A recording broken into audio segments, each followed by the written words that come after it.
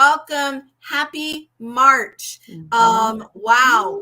And Anna, I didn't think of this until just now. Today is the Ides of March. Is there any more of a literary holiday? Oh my goodness. The Ides of March. I did not know that. Yes. Yes. Meant to be. Yes. So be careful if you've got frenemies out there. Today is not a good day. No. No. So hi, I'm Martie Hoofer. I am the digital content manager for Keep Indiana Learning, and one of the three lit gals. As you can see, we only have two of us today. Anna will elaborate a little bit, but we are excited to be here once again. And we have a really fun topic this month, which is also ironic given that today is the Ides of March, but we'll get to that in a second. So Anna, why don't you go ahead and introduce yourself? Hello, everyone. I'm Anna Cook. A very proud educator and a lover of literacy, and so very, very lucky, if you will, to be a part of this wonderful group. I know that we promised April would be here, but at the 11th hour, her baby is unfortunately a little ill. And she didn't feel very comfortable going on a live stream with an ill baby. Why? Life happens. Yeah, life happens. So sorry that it was a teaser that we said that April was going to be here, but hopefully next month. Yeah. But April did pick both our conversation topic and our book topic for this month. So she's kind of here in spirit because she inspired the whole show. So Anna, interesting topic that April brought up. Talk to me about reading logs. What do you think? It is. It's an interesting topic, and I really wish that she were here because I'm sure that there's some background to the reason that she asked about reading logs, and she wanted to talk about reading logs and get our ideas, and then also share hers as well. And keeping in mind now, she is, teaches high school. Yeah. You taught middle school, and a long time ago, I taught elementary. And so reading logs, I think, have really evolved, perhaps for the better. But whenever I hear of reading logs, I have a vision in my head of, a piece of paper that the teacher is given, and the student has to log in every time that they've picked up a book and how many minutes and how many pages and a sentence or two summary. Yeah. And when we first started reading logs a long time ago, we really beat it to death, if you will, and really beat the student up to exhaustion, to the point where they didn't really want to read, because it became so laborious to record every single page and minutes, and also what we used to do in the past was do this on a daily basis. And so as reading logs have evolved, we are a little bit more particular. I know that some teachers say, one time a week. I know that teachers, whenever they're, at their station work and maybe reading on their own independently, they'd like to have that time recorded or whatever. But I think that from the reading logs, though, came the notion and the importance of that one-to-one conversation between you, the teacher, and the student. Yeah.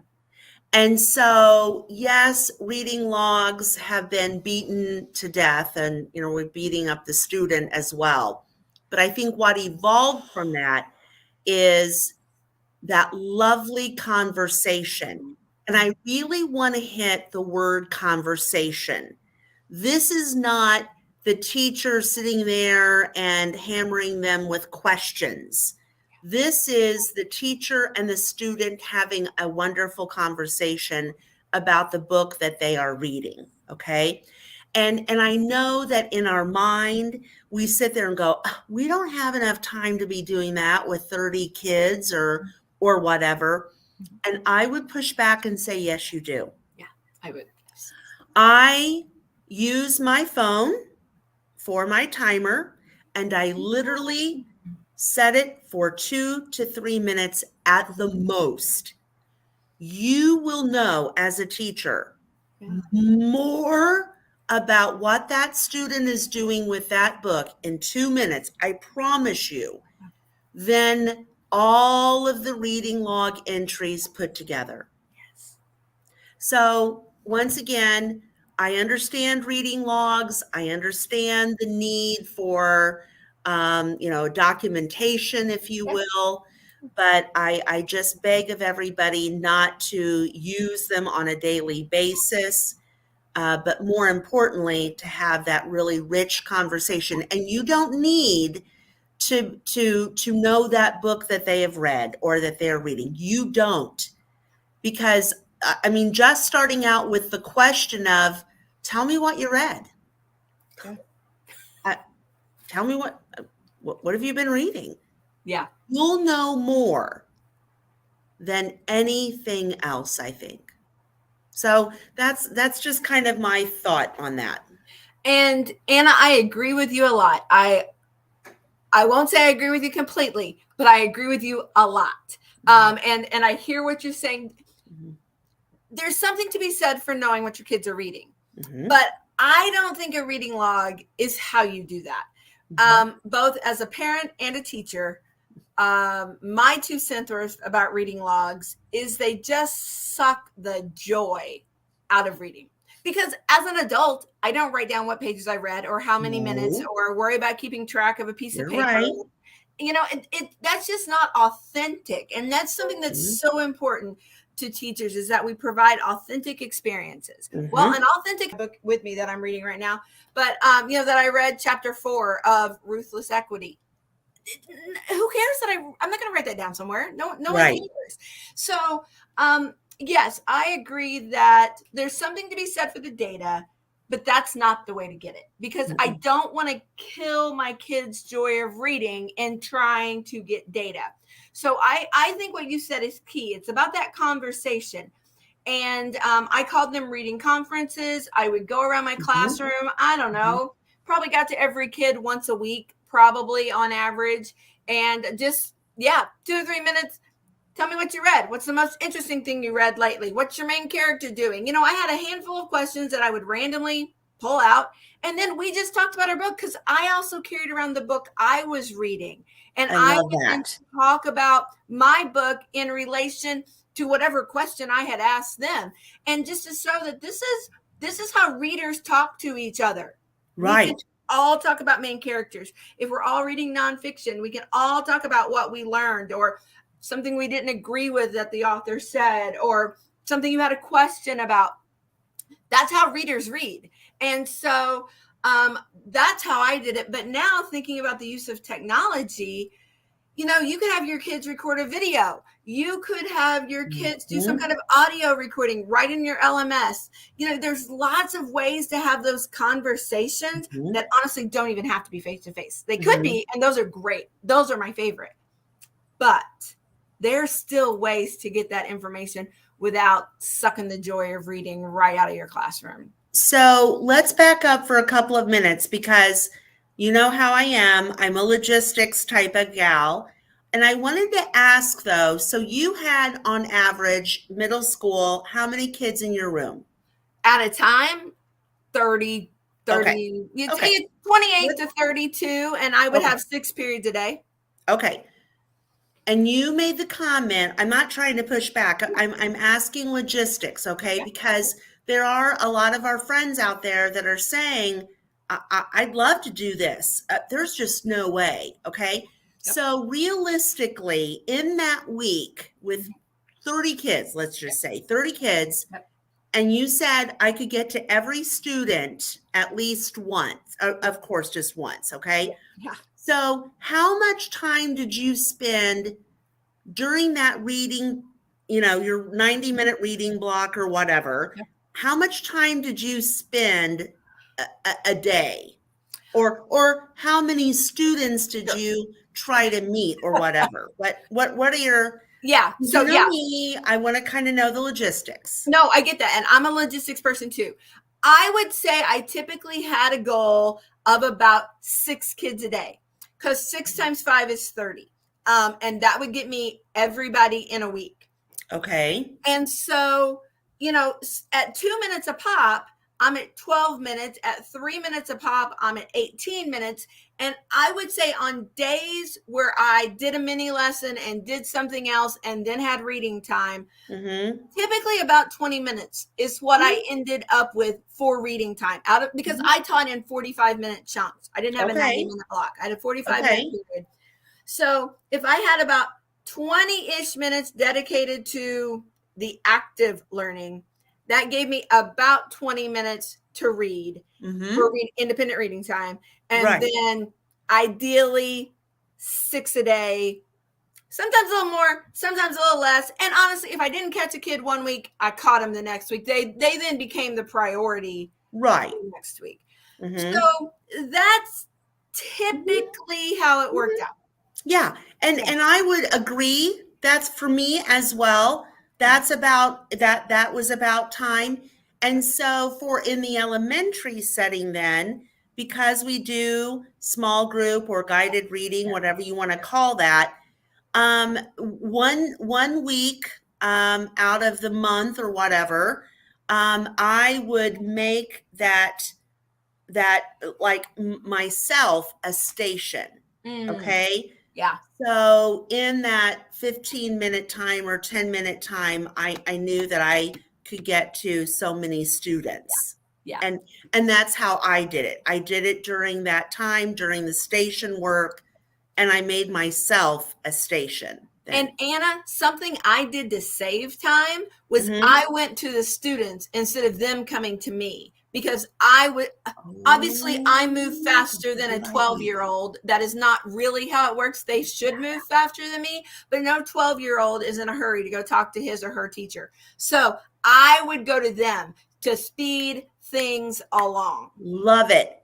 That's a great idea. Yep. That's a great idea. I had a little stool with my clipboard, and I would just take my little stool, or I would just grab whatever chair was near them, because I didn't want to hover. I wanted to sit and talk at eye level. Right. I just carried around a clipboard, my book, and my pen, and that was it, and found a chair.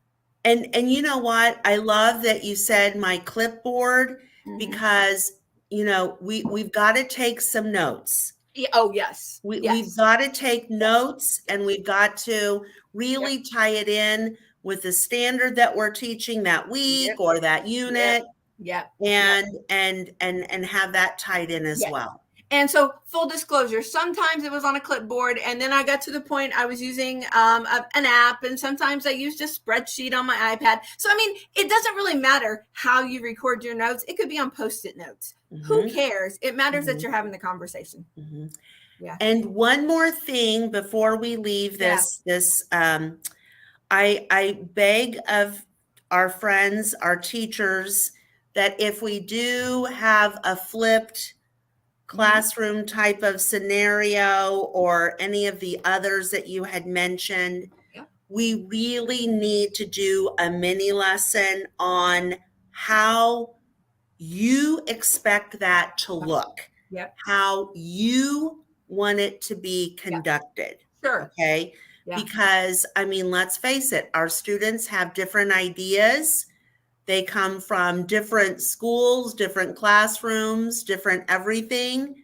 And so that we really need to do a mini lesson on our expectations. And it's only fair that way you're taking the fear out of it, because this is not a scary thing. No. We're having a conversation. That's right. So let's take the scary out of it. and show them what it's about. And Love yes, it. I completely agree with you there. Thank you. Yeah. Thank you. Yeah. Okay. So Anna, and so who knows, maybe we'll come back and visit this again with April, because I would like to, because there's a reason that she wanted to talk about it. yeah, so it'll be in interesting. high school, maybe. Yeah, to see what she Ready. thinks after she hears what we say. So Okay. we'll have to revisit. So Anna, Good. April gave us the topic of lucky books, which I thought was great. Love it. It's March. It's almost St. Patrick's Day. Sporting my green shirt today. And so, but that's a broad topic. So April, or Anna, what did you do with this idea April had? Panicked first. Panicked first. Because honest to goodness, I sat there and thought to myself, oh my gosh. And my first thought was, I could not think of one lucky or one, you know what I mean? Like St. Patrick's Day or Leprechaun or any of those, like, children's picture books. And I realized I've been out of the classroom for some time, but nothing came to my mind. So then in my panic, I called up a friend of mine whose background is Irish on both sides. And I started, asking her for, authors. Sure. Then you and I had the conversation and I was like, phew. So we really talked, Martie and I then talked about books that we felt very fortunate to have read. Yeah. Lucky, fortunate, whatever you want to say. Yeah. But books that really made an impact on us, right? Yeah. Yeah. Yeah. So I felt a lot better. And I picked a book that I feel very, very lucky or blessed to have read. It was called The Trail of Tears. And this is a nonfiction book about the removal of the Native Americans east of the Mississippi, and where they then had to go to. Yep. And I would highly suggest people really read about the Trail of Tears, because it was probably the first biggest injustice that was done in America. Yeah. Other than our original settling here. But yes, but I agree with you that whole forced migration is horrific. Yes. So we've got a lot of numbers that people have come up with as far as how many Native Americans, and now don't forget, they were walking. Yeah. They were walking. Yeah. And they were walking during winter. Yeah. And so there were over 100,000 Native Americans that were taken from their homes and made to walk. Most of them settled and stopped in Oklahoma. So after I read this, my mother was the one that asked if I could please read it. After I read this, and she of course read it as well, my mother was of registered Native American. And so my mom and I, when we finished this, we said we were going to do the trail. And we started where her group, Native Americans, started, and that was in southern Ohio, right on the border of Kentucky. And we drove from there to Oklahoma. Wow. And we brought my daughter with us. And my daughter at the time was very young, but she still talks about that trip to this day. Yeah.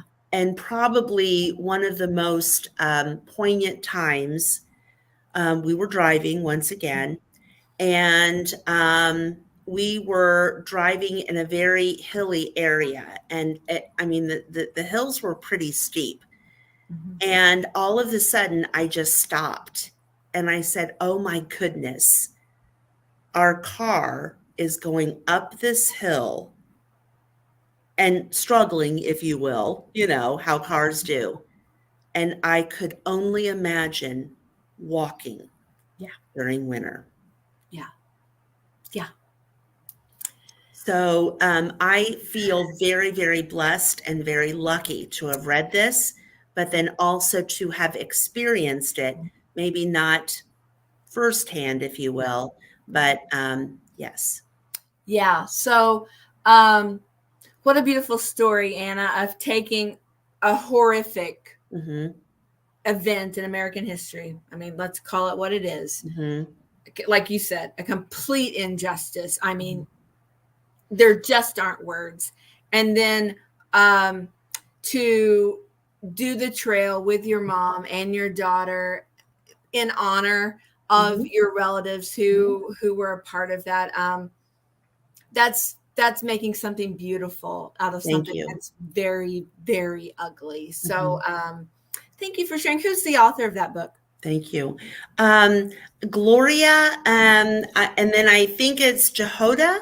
Okay. Thank you. Thank you. Wow. Would you call it a hard read, or is it pretty approachable? Well, you know me, but it was a hard read. Okay. It really was a hard read. Okay. Yeah. Because there's different accounts with the different Native American tribes. And then they also talk, you know what I mean, about, quote unquote, the white man and, and their account of it, etc. So it was a hard read. Okay. Just wanted to know what I was getting myself into. It was great, though. Yeah. Great. Okay. So I also struggled with this topic of what am I going to talk about? Lucky books. So I just went with like what popped in my head, kind of like you. I was like, I don't know what to do. Okay. I have a thought. Let's just run with it. So this first one is an adult book, wildly popular adult book, Where the Crawdads Sing by Delia Owens. And this one is on my list because I find the writing so beautiful. The setting in this story, if you've read it or if you've seen the movie, you know that the marsh is critical. It almost becomes a character in the story. But the language used to describe the marsh is just absolutely stunning. And so honestly, this is a book you could, I feel like, use it as a mentor text, because all the time with writers, talk to your students about show, don't tell. This would be a great book to take some chapters out of, not chapters, chunks, paragraphs out of, and talk about show, don't tell, because you can see it through her in writing. your mind's eye, can't you? Yes. So, you're right. That would be a perfect text for that mentor text. Yeah. And I, obviously you're not going to ever read this in a class, but for show, don't tell, I think this would be a phenomenal book. So I feel lucky to have read that. It's just stunningly beautiful. And then completely different vein here. This cute little book pops in my head. It's called Counting by Sevens by Holly Goldberg Sloan. You love that book. Love that book. I do. And for so many different reasons. The reason it pops in my head this time is the main character's name is Willow Chance. So chance right there has something to do with luck. But Willow would have a very interesting definition of lucky, I think. So I would love to sit down with her. Willow's the main character, and just talk to her about what does she think lucky means and how does that play out in her life. And so this one popped in my head. Super cute. This one is like middle grade.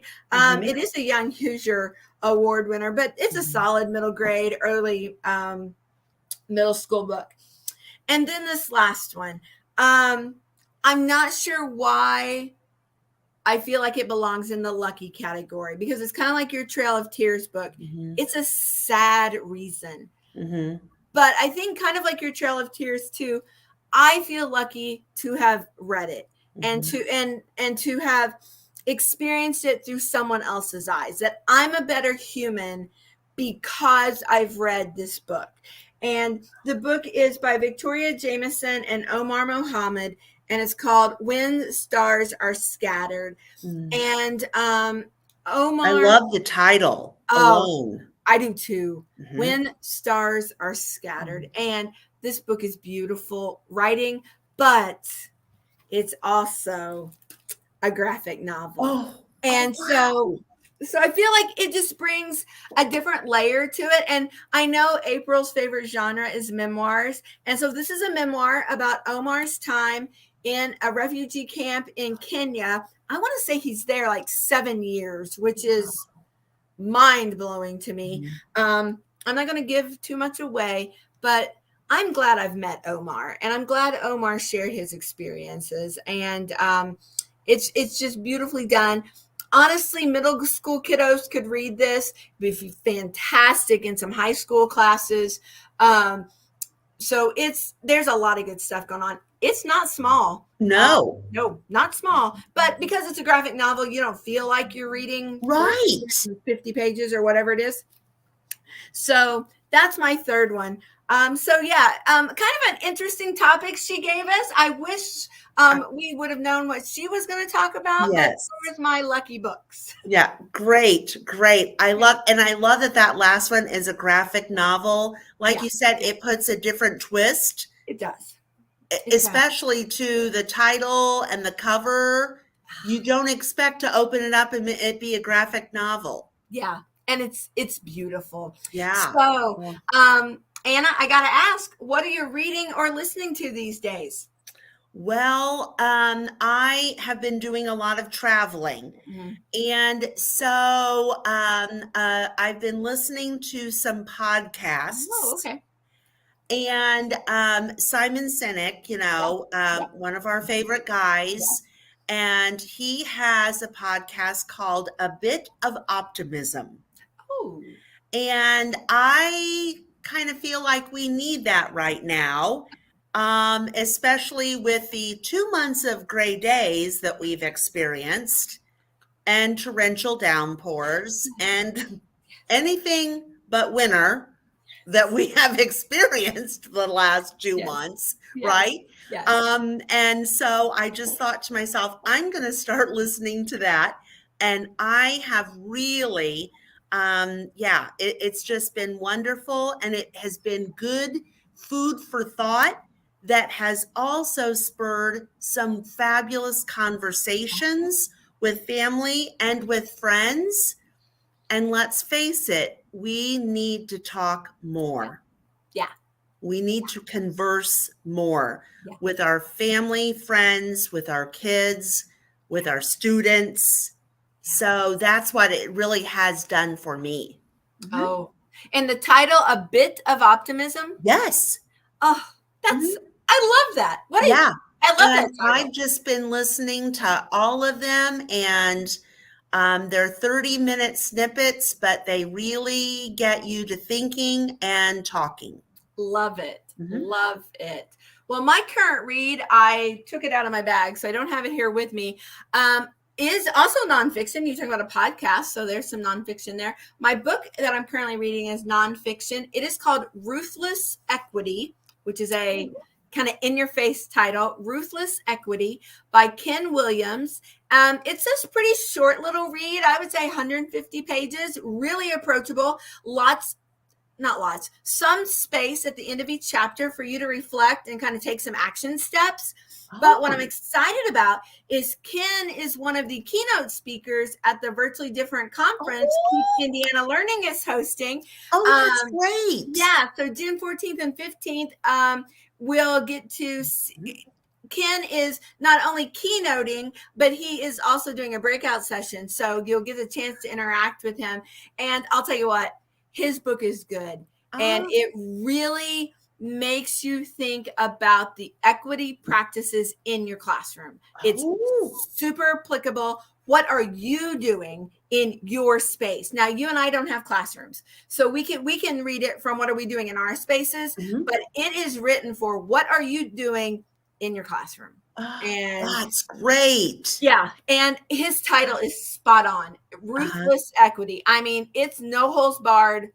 Let's take a real honest look at what we're doing. And I love that. Yeah. So I'm so excited to get to see him and everything. Yes. In June. Yes, June 4th. I believe June 13th and 14th is the conference. I believe he is keynoting on the first day, on the 13th, if memory serves me correctly. So yeah. So very excited about that. So with that, Anna, we are out of time.